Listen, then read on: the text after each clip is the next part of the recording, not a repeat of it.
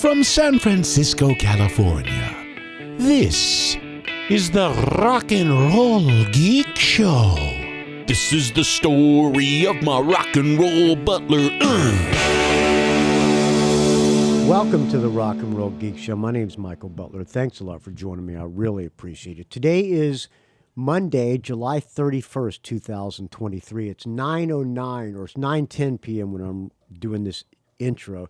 This is going to be posted on August 1st, which is the first day of the Dog Days of Podcasting, where every year, me and a bunch of podcast nerds, we attempt to do a show a day for the entire month of August. And this is day number 1. I just got back to San Francisco. I was up in the mountains, as you know, because I just did an episode, but I was up in the mountains, and on Friday, I got my brakes done. I was heading back this morning at 6 a.m. I wanted to get it early start to get back to beat all the traffic. Anyway, I got my brakes done in up in the mountains in Weaverville on Friday and left the house at 6 a.m. this morning. I was hearing a weird sound. I had the two of my dogs with me, Stella and Cassie. And we were driving back, and I heard this weird, the brakes didn't sound right. They were making a noise, and I thought, well, maybe they just need to break. They wear in or something. So I pulled over and I looked, and I couldn't see anything wrong with them. And I said, well, fuck it. I'm gonna drive. I'm gonna attempt to make the drive, and just it's only 4 hours and 10 minutes. I'm gonna see. Hopefully, I won't have to do much stopping, and I'll just drive, and then I'll deal with it when I get to San Francisco. So I drove through the mountains.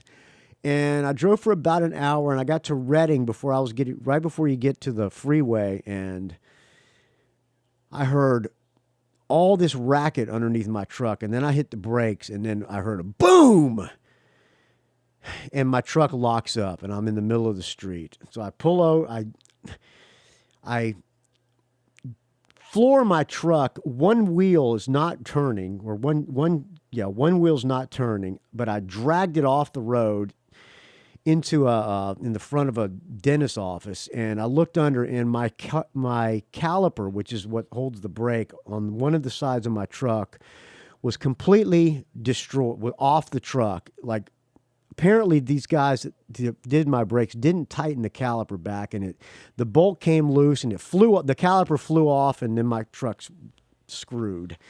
So I just got to San Francisco at like 6:00 p.m. So I've been dealing with this for 12 hours. I got a tow truck, AAA, which was expiring today. I had to renew my membership. So in addition to the 12 houses that you think I have, friends, I'm also spending money on AAA and all this. Anyway, they towed my truck back all the way to Weaverville. I called and left this shop a really angry message that, hey man, you guys didn't put my caliper back on right, and the thing flew off, and my truck is screwed, and I'm here with 2 dogs, and I don't know what the hell I'm going to do. So I had the truck towed. They put me to the front of the line, were profusely apologetic. One bolt was completely gone. The other one was broken off, but they fixed it. They got it done within an hour. So I was back on the road by about 1:00 p.m. So then I had to drive all the way back. I got to San Francisco like 6 p.m. I am exhausted. And I had an interview with this band, the Oxys, scheduled for 7 o'clock. I was supposed to interview Jason Kottwitz. He goes by the name Ginchy. He's the guitar player and main songwriter in the Oxys. And a lot of people on the Facebook group had been talking about the Oxys, and they said, hey, they talking about how much they liked their new album, which is called Generation Irrelevant. And people had even been posting about the previous album, which is called A Date with the Oxys. Anyway, and I said, well, funny you guys should post this. I've been offered to interview them for many times, because this company, I'm one of the PR companies. When you're a podcaster, I don't know if other podcasters, but as this podcaster is on a lot of PR companies' emails, and Fly PR is one of them. I know Ilka. I met her at an early podcast convention. Has super rock knowledge, and she's a real cool woman. Anyway, they have been promoting the new Oxys record. They were promoting the last Oxys record as well, and they've been offering me the interview, and I've been not really responding because I don't know much about the band. But then I saw that people were posting on the Facebook group, Rock and Roll Geek Facebook group, which I did not create, but I do approve it. We just got to answer 2 questions so that I know you're not one of those UFO conspiracy theorists trying to turn everybody into UFO. Okay, enough of that. So anyway, after I saw people were talking about it, I was like, okay, I'll maybe I should have them back. Maybe I should have them on the show. So I responded to Fly PR and said, hey, I'll talk to Jason. And so they lined it up. I had to reschedule it because I was afraid I wasn't going to make it back in time. It was scheduled for 7 p.m. tonight. I rescheduled it for tomorrow, forgetting that I'm going to a Giants game. So I got it. So I contacted Jason back and said, hey, can we do 8 p.m. tonight? So I just got off the phone with Jason. I said I knew nothing about Jason or any of the Oxys or anything, but turns out everybody I know, he knows, and we are it seems like we're like distant friends. It seems like I've known this guy for a long time. So the interview is a little bit disjointed because I have zero preparation. So I was doing this completely off the cuff. I literally pulled this one out of my ass, friends. I'm drinking a Pacifico in the can right now, and my mouth is parched. Let me take a sip of this fine Pacifico. I'm almost to the point of backwash here. So it turns out he knows everything about American Heartbreak. He knew I'm playing with Manitoba. He listens to the Rock and Roll Geek Show, he says. He knows a lot of people that I know. He even dated one of an ex-wife of the Butlers before they were married. Turns out we go way back, and I don't even know the guy, and he doesn't know me, but turns out this guy's a really cool dude, and the interview went surprisingly well. Well, he was great, but for someone who was not prepared, I think this interview went pretty well. It goes almost an hour long. I was planning on interviewing like 30 minutes. If those dog days, we'll do a short one, it'll be first day of dog days, and we'll do short. But it ended up lasting like an hour. The PR company set up the Zoom call. And after 30 minutes, we get cut off. I'm not going to bother editing it because I don't edit this podcast. So you're going to hear us get cut off and probably me cussing and other things, and maybe goes off in the middle of a sentence or something. The free Zoom meeting that they set up only lasts 30 minutes. So you get cut off. So he called me back on the phone, and the phone part sounded better than Zoom. So it goes on about another 30 minutes, and at one point, Jason doesn't realize that we're still recording, and that's actually the best part of the interview. But it's not really an interview. It's just two guys. We're just kind of shooting the shit, talking rock. So I play an Oxys tune at the end of the interview. I'm going to play one before the interview as well. I hope you enjoy it. Thank you, everybody who sent audio comments. I'm going to be playing those on the dog days as well. And I'm going to, Chris Capel, the rock and roll copywriter, sent me a gift. I've had it in my possession for like over a week now. I'm going to do an opening with Butler's Mail. I'm saving that for the dog days as well. It's still sitting in my bag. I am here back in San Francisco with 2 of my dogs. And I'm going to go to bed and put this thing together tomorrow morning, and it'll be day 1 of the Dog Days of Podcasting. So thank you for listening, friends. Hope you enjoy this interview. It's a value for value. So if you get any value out of the show, contribute what do you think it's worth to you. And I hope you enjoy the next 31 days of me doing a show every day. And this is day 1. All you people who are doing Dog Days shows, and if you're listening to the feed, the first Rock and Roll Geek show is going to be an hour long. So I don't care if you skip it. It doesn't matter to me, friends. I'm not doing this for you. I'm doing this for the friends of the Rock and Roll Geek Show. Damn it. All right. Enough of that. I'll talk to you soon. I'll talk to you right after this interview's over. Here is the first single from Generation Irrelevant from the Oxys. I'll post links to where you can find the Oxys. I asked him for the plugs, and we got cut off during the plug. So I'll post links to all those. You know where to find the Oxys. Just Google the Oxys. Oxys. They're on Facebook and Bandcamp and all that. Not hard to find. Here's Mr. Horrible. I'll talk to you right after this interview.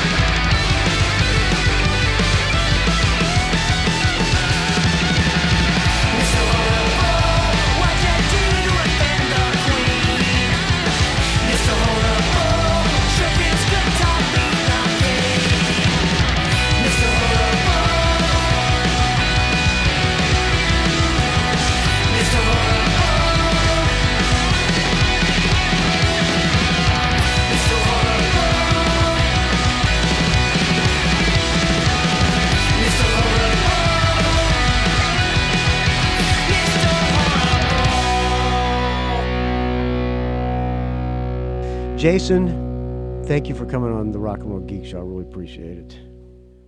Thanks for having me. You go by Jason or Ginchy?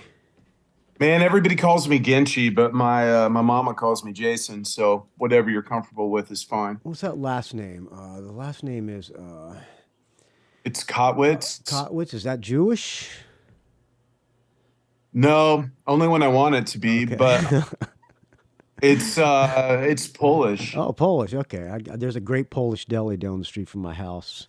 I don't know if you're into Polish stuff, but I'm into Polish food. Well, my name's from, but I'm not, so I don't know much about it. What's Ginchy? Is that like an old 50s slang term? Man, I don't actually know. How'd you get the name Ginchy? Well, dude, one of my friends called me that one day on a whim. We were playing a show somewhere, and he introduced the band, and he was just being a smartass, and he called me that.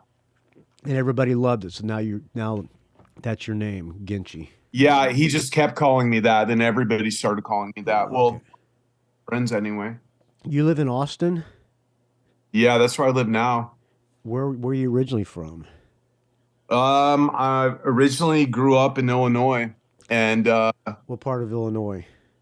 Central Illinois, like Champaign, Illinois area. Is that near Rockford, where Cheap Trick's from? God, I wish. No, it's like 3 hours south of there. Oh, okay. All right. How old are you? How old am I? Yeah. You mind? I'm 48. Oh, you're still a kid. Yeah, barely. Oh, okay. Well, I'm a little bit older than you. What music did you grow up listening to? Man, I got into music at a really young age. I had a biker uncle that used to turn me on to stuff when I was really little. So I grew up listening to Kiss. That was the band that got me started playing. Kiss, Ted Nugent, Leonard Skinner, Judas Priest, Iron Maiden, Jefford, all that. Same music as me. Yeah. Yeah, I grew up in the 70s. For me, it was Ted Nugent, Aerosmith, and Cheap Trick. Those were my bands. And then I got into punk rock. What got you into playing? I guess this is called punk rock. I don't know if it's called punk rock, but your singer has a mohawk, so I guess it's called punk rock.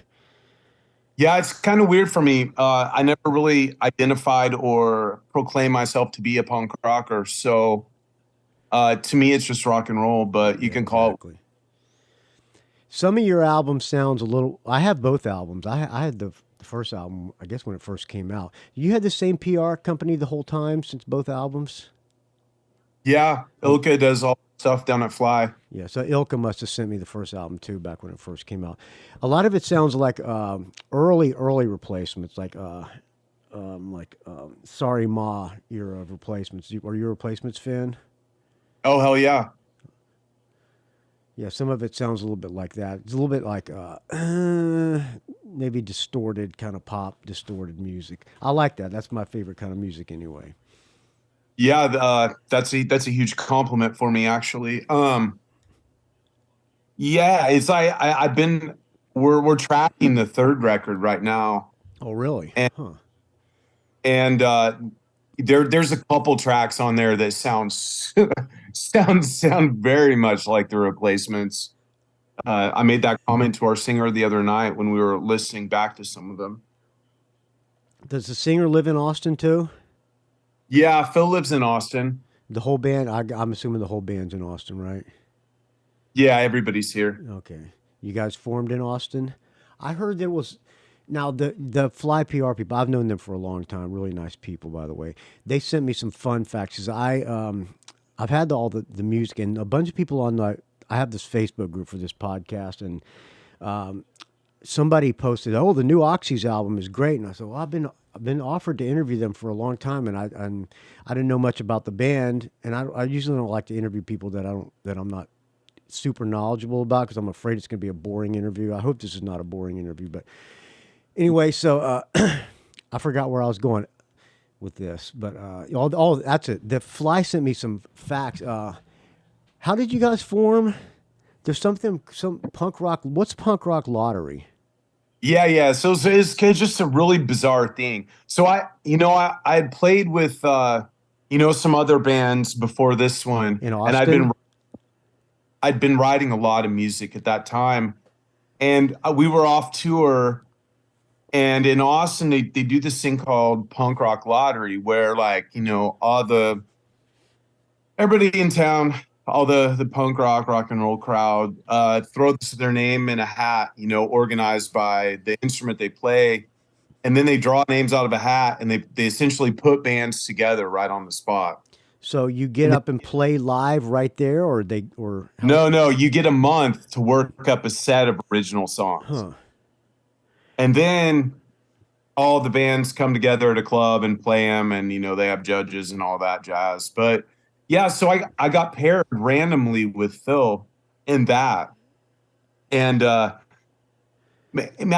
work with a lot of singers with my material, and nothing ever became of it because I just didn't really like what they were throwing down, and he threw some songs back at me, and it caught me off guard. I was pretty surprised. So they only pair you with one musician, or they put the whole band together? No, they put a whole band together. They give you drums, a bass, and singer and guitar. What about the other guys in the band? Did you get along with them okay? Yeah, I mean, I knew who they were friends. I get along with. Are they still on the Oxys? No, they're not. Okay, so you didn't get along with them that well. I guess not musically. So you get up. Yeah, I mean, you get guys that they do a lot of different styles. Right. In a million I different don't know bands. if those guys were cut out for the style that I wanted to do. So you were the band. So who appointed you the band leader? I'm talking about in the Punk Rock Lottery, when they put this band together, they put all the names in the hat. Does any one of the 5 or 4 or 5 guys gets appointed band leader, or do you just assume the role? No. You're just told what you're going to play in the band, and then you meet.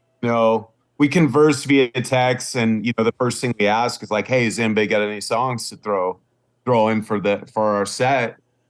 And I'm sitting on tons of songs all the time, so I threw some songs to them to do, and then some of the other guys threw in their songs or whatever. And how were their songs? What kind of music were they?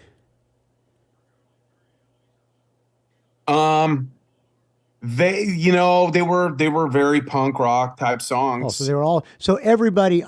So it was. Oh, well, it's called Punk Rock Lottery. That makes sense. Everybody in the whole thing was doing punk rock then. Yeah, pretty much. I mean, most of the other songs that we did were definitely more on the rock and roll side of things. Differentiated us from all the other bands that were playing, because the other bands, were doing hardcore stuff and just a little more hard-hitting punk, I guess you would say. Right. So when they put all these bands together, and then all the bands get together and play one show later, a month later on the same bill. Yes. How many songs were you required to do at this show? I think we did. All the bands do 4 original songs and a cover. What was the cover?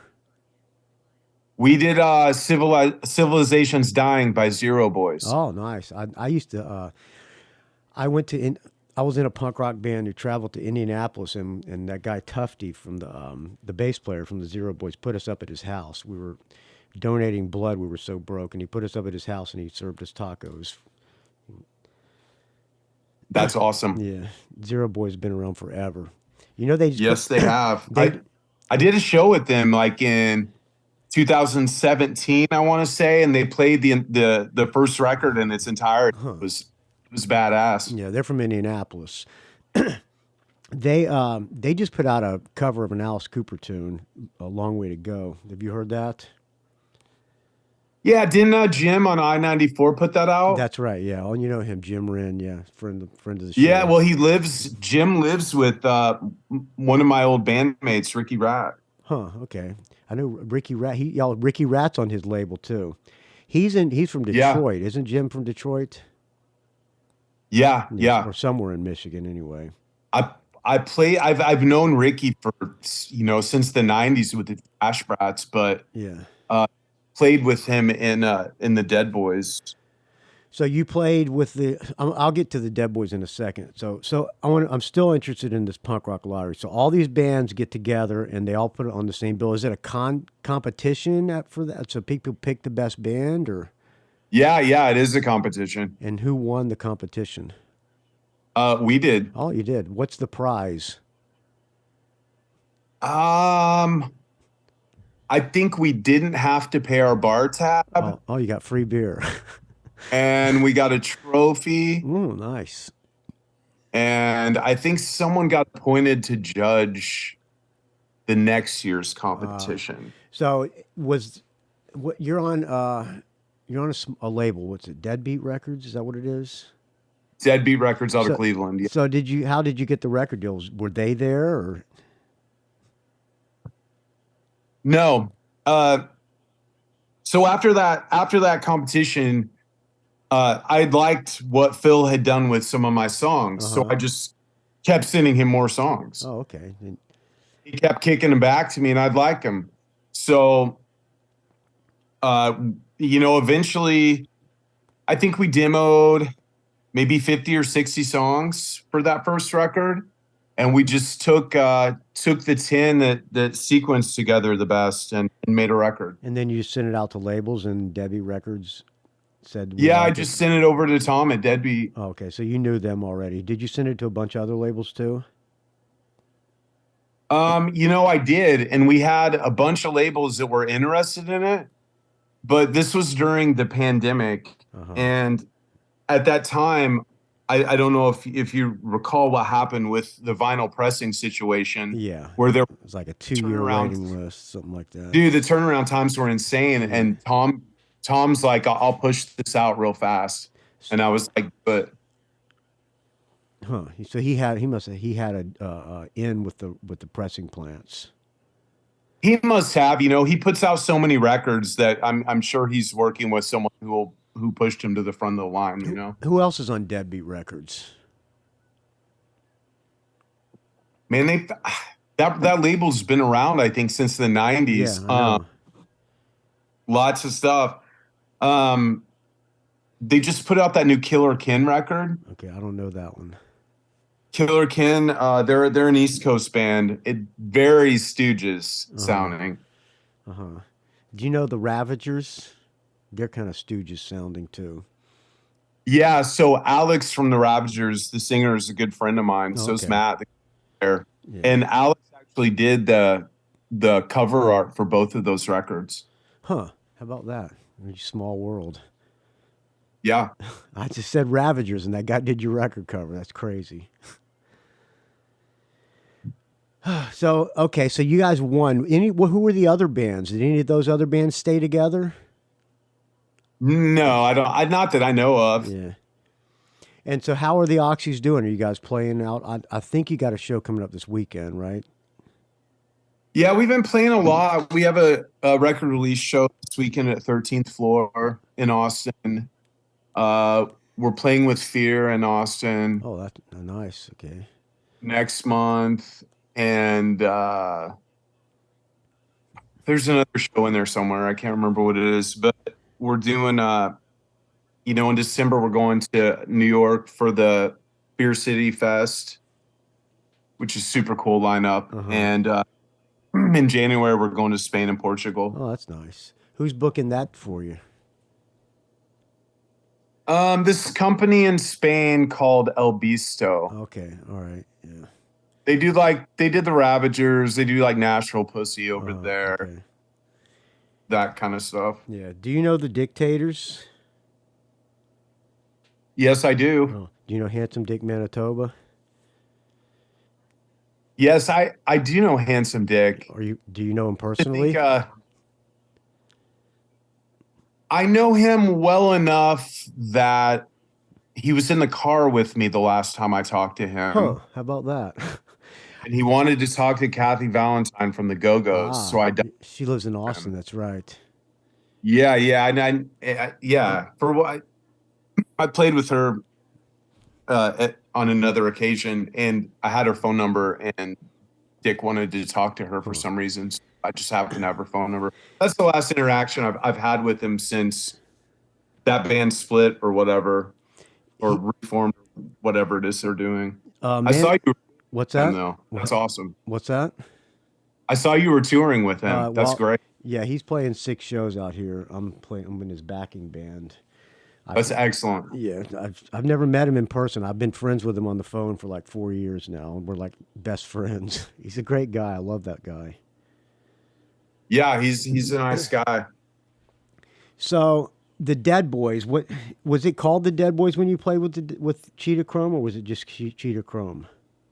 Well, I played in Cheetah's solo band for years before. And so he's doing a version of Dead Boys. Are you in that version of the Dead Boys that he's got now?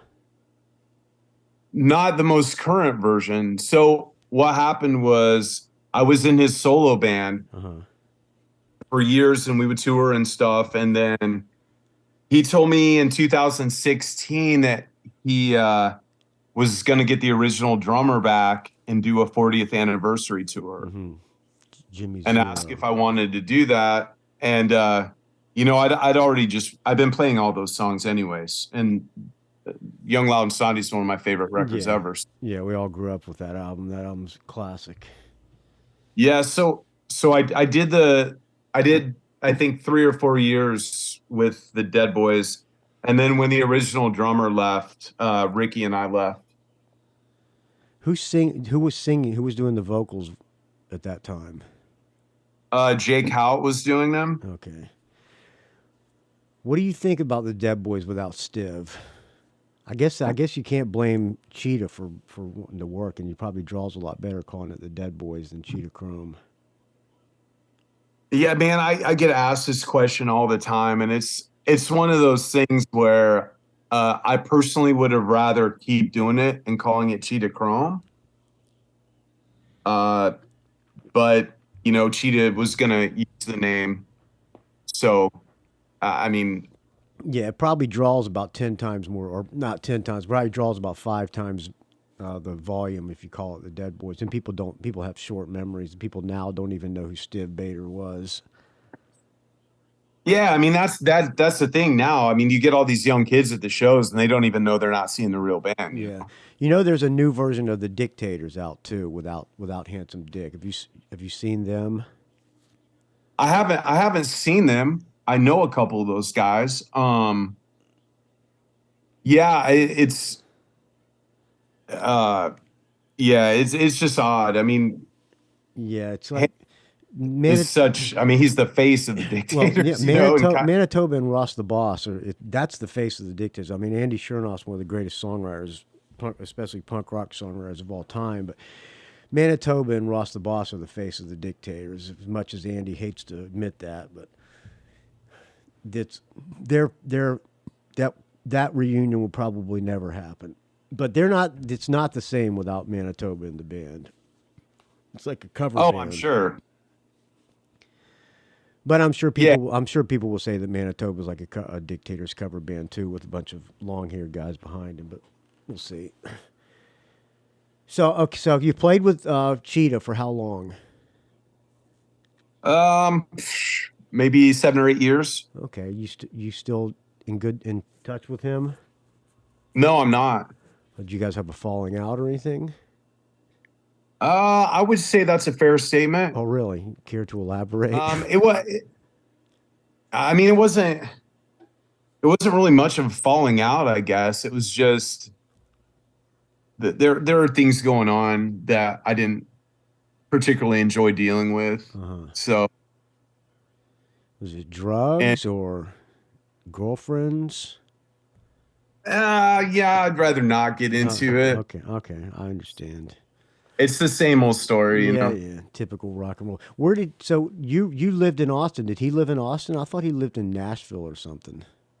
He did live in Nashville when I first met him, and then he moved down to Austin, and he has since moved back to Nashville. Okay, so he moved to Austin. He was putting a band together.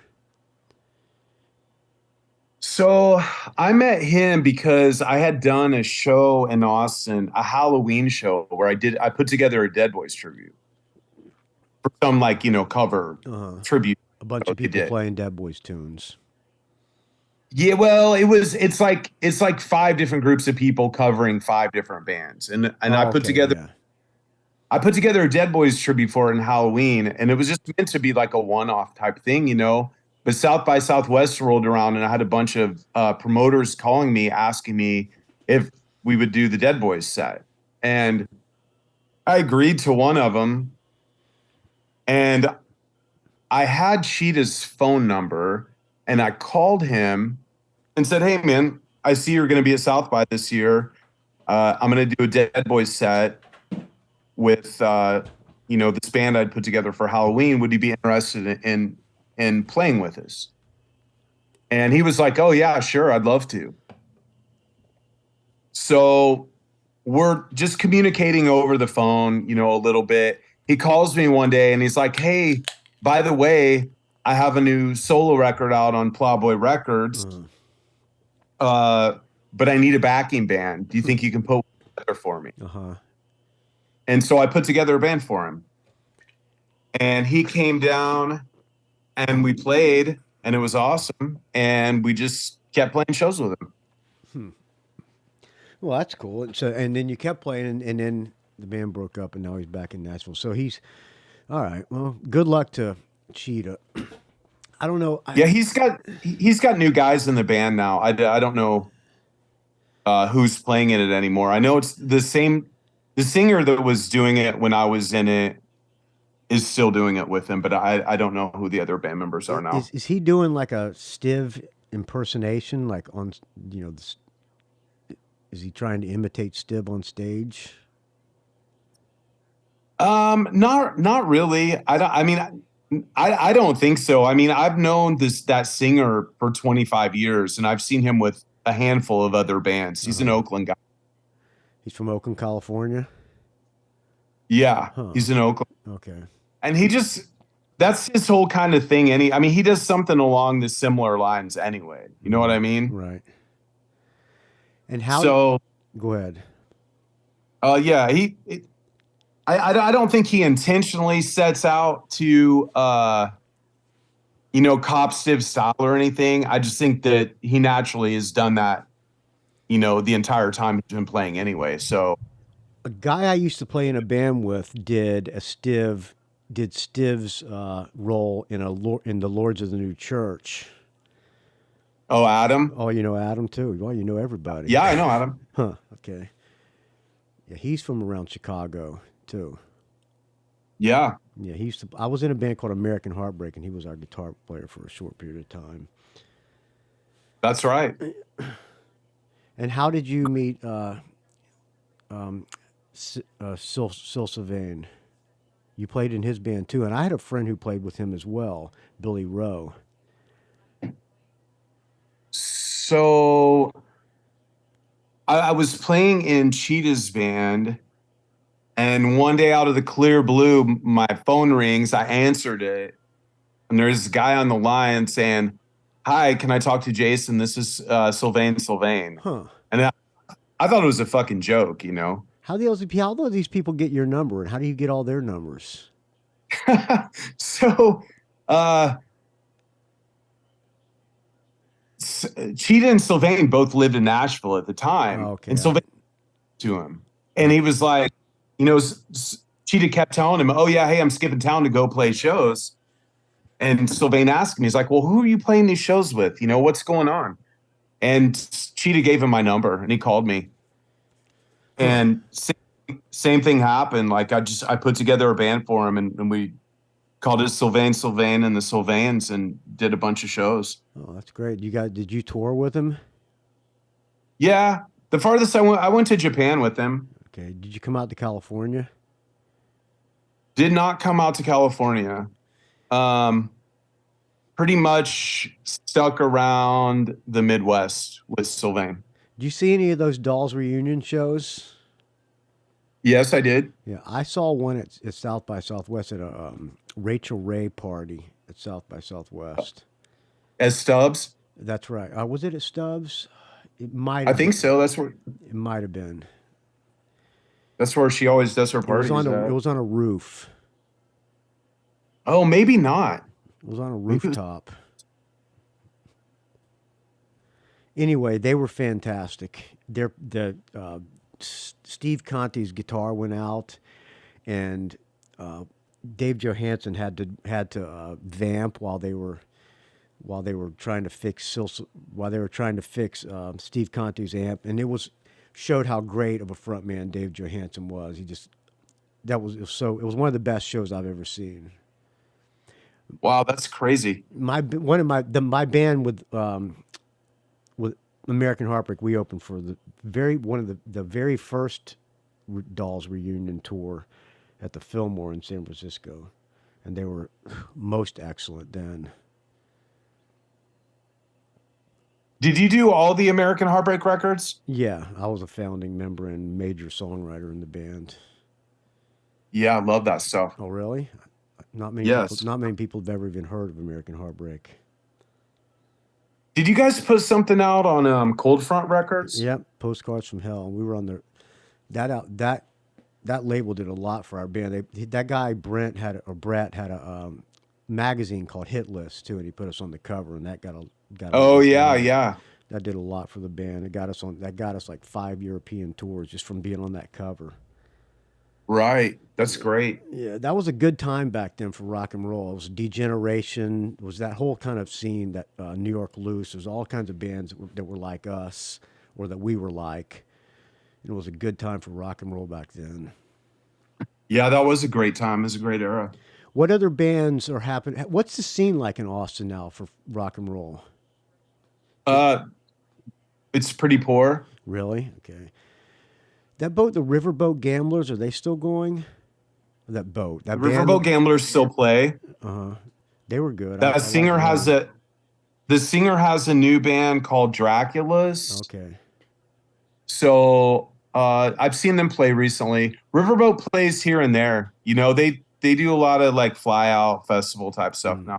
That singer was a good performer. He was cool on stage. Yeah, he's great.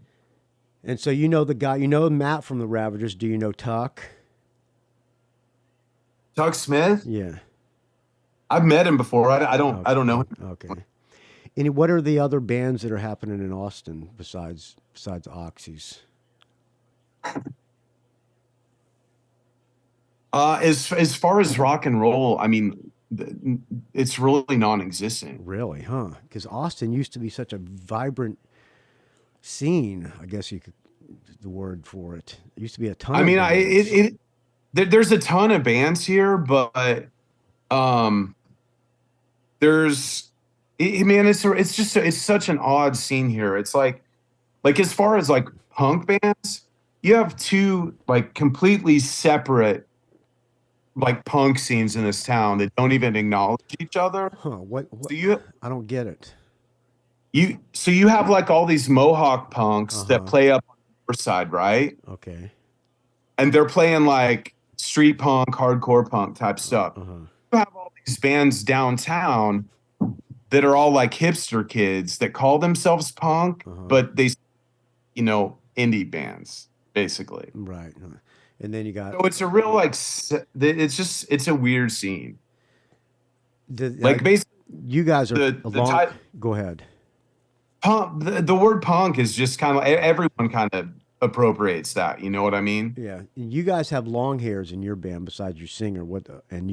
You're long hair guy. What do those kind of people think about the long haired punks? They're not into it. Yeah, I can relate. Yeah, well, to me, having long hair makes you more punk rock than them. Yeah, there's a lot of punk fashion police thing. Yeah. It goes on, it's like, oh, you're not wearing your Doc Martens. Oh, you don't have your raspberry colored mohawk. That. Yeah. Well, your singer has a mohawk, so he's kind of got the uniform a little bit, but maybe he's too old for those. He can't grow his hair out. That's the only reason. Okay. All right. Good. That doesn't matter anyway.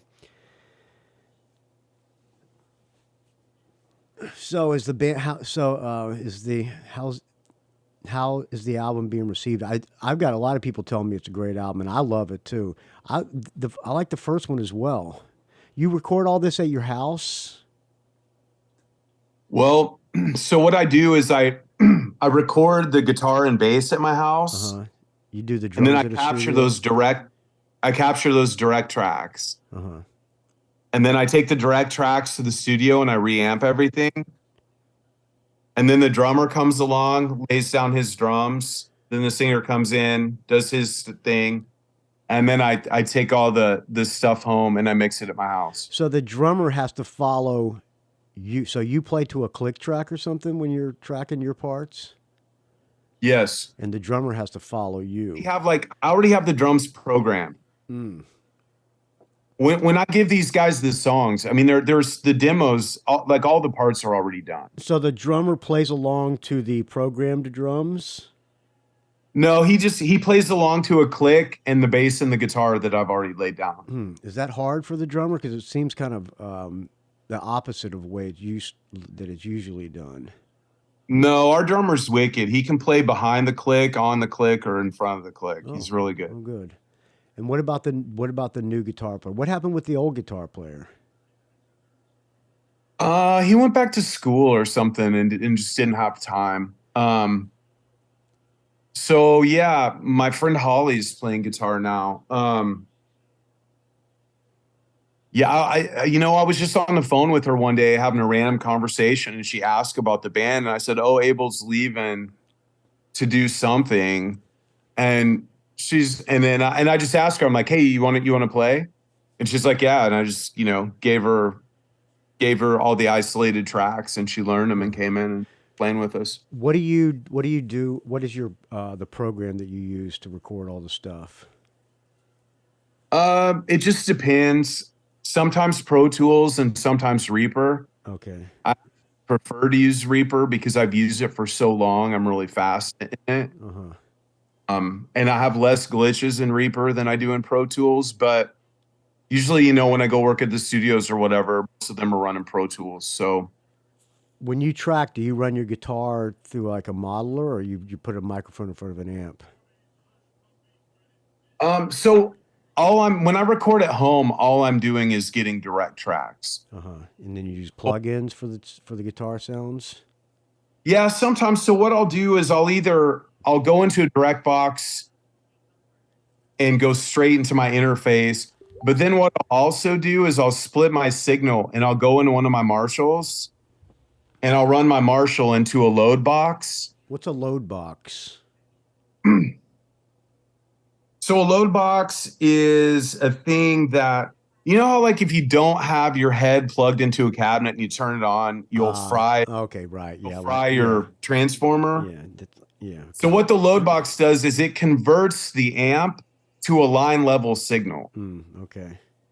So what I'll do is I'll run into one of my old Marshalls into my interface, and then I'll use like a speaker simulator plug-in. Okay. Yeah. All right. I got it. So I'll be capturing the direct sound while I'm actually hearing what I'm playing, you know. Okay, right. And then when I go into the studio, I mean, I send that direct signal out and throw it in one of my Marshalls, mic it up and adjust it so I get something I like. Do you do the bass tracks too, or is the bass player come in and lay tracks down? On the first record, I did them all.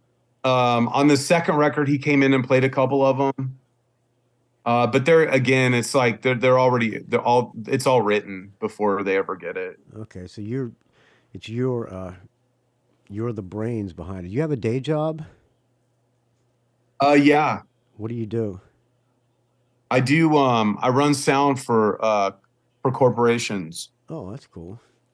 So like when they do expos and conferences at like the hotels or the convention center or whatever, I go in and I'll run sound for those events. Okay.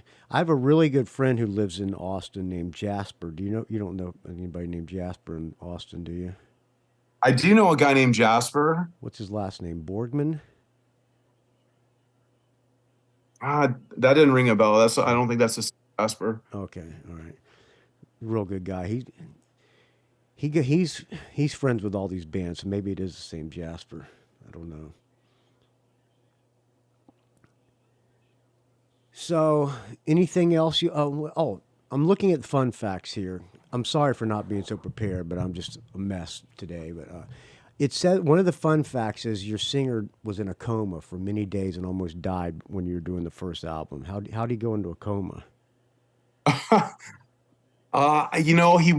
went to the hospital and his body, I think, went into shock or something. I can't even remember. Like 2 weeks before our first show, we had a show scheduled in New Orleans, and I got a call from his girlfriend, and she's like, "Hey, Phil's in the hospital right now," and the situation just escalated and got worse, I guess. And was this around the time of the COVID? No, this was not COVID related. Oh, this was before the COVID thing. I think this was in like July 2022.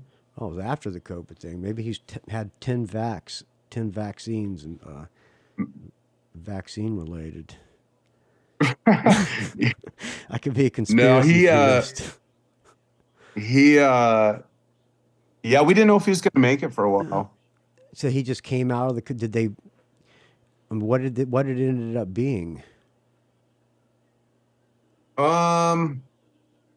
I don't know the specifics of it enough to get into it, and I don't know that he would want me talking about it anyway. So he just came out of the coma, and now everything's okay? He came out of a coma. It took him a while to come back around before, he could really do things again. Did he have a new lease on life afterwards? New outlook on life? Yeah, I mean, I think he had an eye-opening experience for sure. Definitely changed some of his daily activities. Yeah. Are you single? You got a family, wife, kids? No, I have a wife. I'm married, happily married, and I have a little boy who's 11 years old. Oh, that's good. How long you been married? I've been married 5.5 years. Oh, yeah, I'm 33. 33 years married. Nice. Yeah, wait till you've been 33. Tell me it's nice. All right, enough of that. You fish a lot? What's yeah, I fish. Why you see fishing pictures on my Instagram or something? Yeah. Yeah, I like to fish. I like to eat. And fish is what I like to eat, one of the things. How about you? Do you fish? There's not much fishing in Austin, is there? Is there lakes?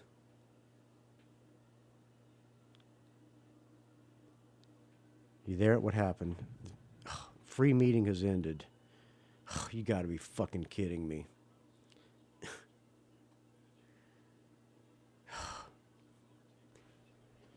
Oh, okay. Pause this. Worked with Oka before with older bands that I've been in, and just known her over the years, from LA and being in the scene. Do you have to pay a PR company every month? You can put them on retainer and just have them permanently working for you. We just do, we basically just do like a record release campaign with them. Yeah, that's not cheap. Does the record No. company pay for that, or you pay for it? No, we pay for it. Well, that's. I hope you're making your money back. I'm guessing you probably don't. We're between I don't know. This band seems to have a lot of expenses, Yeah, but don't they all? it's kind of one of those things where if you want to propel your band and sell records, it's like you got to have a game plan for that. It's like. So, is the PR company is it a good game plan for you? Yeah, I mean, I think it is. I mean, we've gotten some really good coverage. We've been in Classic Rock magazine and Viva La Rock, and I know I'm doing a interview with LA Weekly tomorrow. Oh, nice. So, and you're on the world famous Rock and Roll Geek show as well. Don't forget that. That's the most important one to me, There because when Shannon sent me, she's like, "Hey, Michael Butler wants to do you on the Rock and Roll Geek show." I was like, "Oh fuck yeah!" Are you? Because I actually love your show. You're bullshitting me. I know you are, but that's very nice of you to say. No, I love your show. I've actually seen the Butlers before. Huh? I'm really? a fan. You've seen the Yeah. So you've been out to San Francisco? I used to live in Santa Cruz. Oh, okay. All right. Huh. I lived in Santa Cruz for several years. Oh. Very nice. Well, thanks, man. I appreciate it. Yeah. And I'm a fan of the Oxys too. So didn't you played in Exodus for a while, right? I was in the band for a couple of years. Yeah. They tell me I was in the band for 5 minutes and not to talk about it. That's what the guys in Exodus say. But yeah. I play in an AC/DC cover band with the singer for Exodus and the current drummer for Death Angel. And the drummer in the Butlers is the original Death Angel drummer, and he's also playing drums for Manitoba. I had to I was asked by Manitoba to put a band together for him. So I put the band together for Manitoba. So, wait a second. So, Will Carroll plays in your band? He's in the AC/DC cover band with Zetro from Exodus.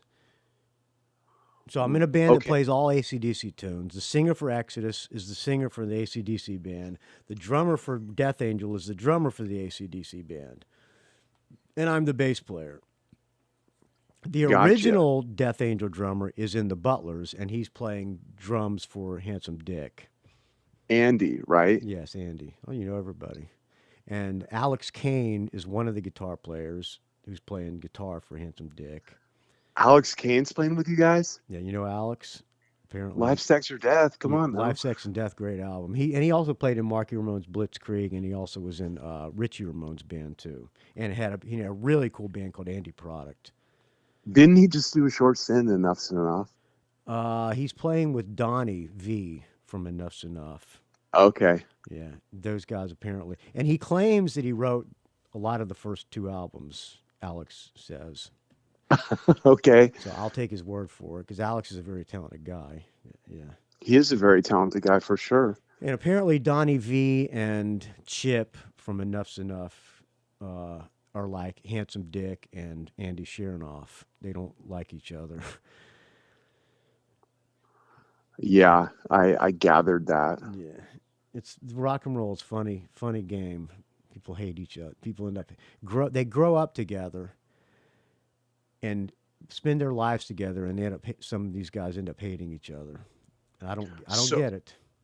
so did you do Jet Boy for a while too? I was in Jet Boy until I got kicked out for.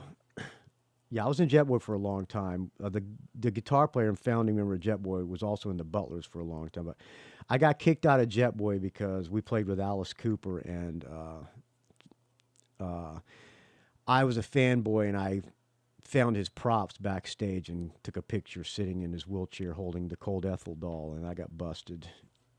So a week later, I was kicked out of Jet Boy, but it was worth it. Yeah, right. Yeah, yeah, so that's the Jet Boy. Yeah, I thought you were with that band. I didn't know if, because I've heard you talk about Billy. I didn't know if you guys were still pretty tight. Or... Yeah, we're friends. He was supposed to do the Manitoba thing, but he's with Buck Cherry, so he's too busy to do Manitoba. And Billy, what do you think about that? What do you think about that Bryan Adams cover? I'm not a Buck Cherry fan. I mean, I'm really happy for Billy because he loves Buck Cherry and he's working his ass off and he's playing great shows. But, I'm not a huge Buck Cherry guy. So, I mean, it sounds, I guess, as good a cover as anybody else would do of Summer of '69, but it's not my thing. I only asked because someone texted it to me the other day, and they're like, "Hey, what do you think of this?" It sounds like a faithful version, I guess. Yeah.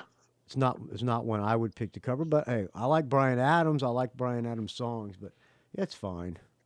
I'd play bass in Buck Cherry in a second if they needed a bass player, but you know, they keep really busy, huh? Yeah, they worked all through the lockdowns. They played all the time. They just laid low, didn't advertise it, but they played all these biker festivals, and those guys have a great work ethic. And Billy loves that band. He's happy to be doing it, so I'm happy for Billy. Even though he kicked me out of Jet Boy, I'm still happy for Billy. Billy's a brother in rock to me. Yeah, I played one of his guitars the other day. I really liked it. Yeah, he's got really nice guitars. This stuff is a work of art. He's supposed to have been building me a bass. I was supposed to be ready 2 years ago. I still haven't got it yet. Are you still recording? Yes. But it's okay. Imagine it's not. It's probably a better conversation. Yeah, those guys are killer. But I'm gonna stop recording. Okay, so now you can say what you really think. Go ahead. No, so when I was living out in Santa Cruz, I was living with Billy's ex-wife the entire time. Who's his ex-wife? What's her name? Leola. Janine? Leola, okay. Huh. Okay. Leola. Yeah. Yeah, she's down in Anaheim now or somewhere down there. Yeah, so that's kind of how I know about that. When were you guys roommates or boyfriend and girlfriend? No, we were boyfriend and girlfriend. Oh, really? Huh. So, yeah, I lived with her out there for years. Huh. And after they broke up or before they were together? Before they were together. Ah, okay, yeah. That was back. So I moved back to Austin, and then she started dating Billy. But yeah, I've been friends with Billy's ex Jen for I was friends with her for a long time. Yeah, she's there's some good Jen stories, but I won't go into. So you still get along with Leola? I think she's a really nice girl. Yeah, no, I talked to Leola. She lives in Anaheim. Hopefully she'll come out to the Manitoba show down there. Are you guys going to do that anywhere else? I hope so. He's got a New York backup band, and they're not as energetic as the one that I put together. So hopefully people will talk about it, and maybe it'll expand to other things. But for right now, it's only 6 shows. Huh, that's cool. I had met all those guys from the Dictators, at one time, but it was last year, I think I brokered a guitar deal for Ross. Huh, okay. So I used to work on guitars here and operate a Plek machine in Austin. And I have the guy who works on my basses, he might have invented the Plek machine. His name's Gary Brower. He's got one. I think aren't there only like 2 or 3 of those in the country? No, there are more now. So Okay. that machine was invented in Germany. Okay. And they sold at one time there were only like 13 machines in the country. And are you talking about the guy over in the Bay that's got one? Yes, his name's Gary Brower. He does guitars for everybody. What's his shop called? Gary Brower Guitar. I guess it's called Gary Brower. I don't know. His name's Gary Brower. That's all I know. He does my basses. He lives near me up in the mountains too. He's a good friend. He does Neil Sean. He does Metallica guys. He does Cheap Trick. He does everybody who's famous. He does. Right. Yeah. So I used to run the plug machine here in Austin. Huh. So I don't know. When I was doing Dead Boys and stuff, I'd run into Ross all the time in New York. And we'd always talk about guitars and stuff. And he called me last year. He's like, "Hey, man, I need a new guitar for this new Dictator's making or whatever. He's like, you got any ideas for me?" And I don't know. I helped broker a guitar for him to use. Yeah, he plays some kind of Les Paul knockoff now, doesn't he? Like ESP or something like that. That's what he uses in his metal band. The guitar that I brokered for him was a Gibson Les Paul Special. It was a TV yellow. Oh, okay. Because I've only seen him play the black custom. Yeah, I think it's probably. He said he loved the sound, but it was just like he's not used to those P90 pickups, you know. So I think it's hard for him to get away from the humbuckers. Man, that guy is a ripping guitar player.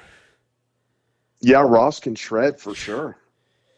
Handsome Dick and Ross the Boss, those guys together, they were one of the best bands I ever saw. Manitoba was one of the best frontmen I ever saw.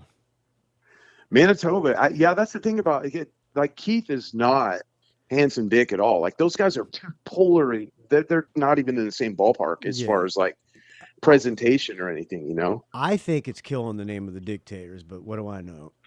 They should move that guy. That guy seems like a nice guy, and he's a decent player, and he's a decent singer. They should move him to top 10 spot, get Manitoba back into vocals, but it'll never happen. At least not according to Manitoba. Yeah, I don't like to say too many negative things when I'm being recorded, but yeah, as far as nothing, I don't think anything's really being said negative, so don't worry about it. No, it's just my opinion about, like the Dead Boys. Like, I mean, Cheetah was talking to me and asked me one time, he's like, "Hey, what if we did a new Dead Boys record?" He was asking me about that. And he's like, what would we name it if I did it? And I told him, "No Stiv, No Dead Boys." That's what the album should be called. That's a good title. Well, I told him it would have been great for him, because if he calls his Dead Boys album "No Stiv, No Dead Boys," then he beats the critics to the punch on that one. Exactly. Yeah. Yeah, people say the same thing about the Dictators too, but what are you going to do? The last Dictators lineup I saw with Handsome Dick and was fucking killer. That was Dictators NYC. They were fantastic. They had a Daniel Ray as the other guitar player. They were great. Daniel Ray on guitar and Dean Rispler on bass. It was really good. Yeah, they got sued by Scott Kempner and Andy. That's why they stopped doing it. Really? I didn't know that. Yeah. It's a very lots of drama between Andy Sheeranoff and everybody else. But Andy Sheeranoff, great songwriter. Dude, ask Handsome Dick about his bedbug problem. About Andy's bedbug problem? No, ask Handsome Dick about Dick's Richard's bedbug problem. Okay, I'll ask him. Dude, he's coming into town the day after tomorrow. I'm picking him up from the airport. I'll ask him. He's going to give you a story from hell. Okay, he's got a lot of stories. Yeah, the bedbug one is right. Awesome. I'll ask him. That'll be a good one to hear in the van on the way to the gig. Cool, man. Well, thanks for having me and interviewing me. I appreciate it and everything. Yeah, thanks for doing this. I will post it tomorrow, and I'll put those 2 songs in it as well. Awesome, man. That'd be great. All right, thanks for doing this. Keep in touch. Yeah, man, for sure. All right, I'll talk to you later. Thanks again. All right, man. Take her easy. All right, bye. There you go. Nice guy. Jason Ginchy Kottwitz. All right, I'm going to close out with an Oxys tune. I said I was going to close out with Isolation. This is going to be their next single. Thank you, Jason, for doing this, or Ginchy for doing this. Nice guy. And thank you for listening, friends. This is day 1 of the Dog Days of Podcasting. I'm doing a show a day this entire month. The first one, 56 minutes long. Probably the rest of them, all of them won't be this long, but hey, this one is what it is. Thank you again, Jason Ginchy, for doing this. The name of the band is the Oxys. You know where you can find this show. It's a value for value, by the way. If you get any value out of this, please contribute what you can, friends. rockandrollgeek.com, rockandrollgeek@gmail.com. Find me on the Facebook, R&R Geek. Find me on the Twitter, R&R Geek. I was not prepared, but I think it went okay for someone who had zero preparation. I've had a rough day, friends, but I made it. And we got this interview through. Here's the Oxys. Thanks to Fly PR and Ilka and everybody over there and Shannon for lining this up. I appreciate it. All right, friends, this is Isolation. The name of the album is Generation Irrelevant. It's really good. If you're on the Rock and Roll Geek Facebook group, you probably already know that anyway. I'll talk to you tomorrow.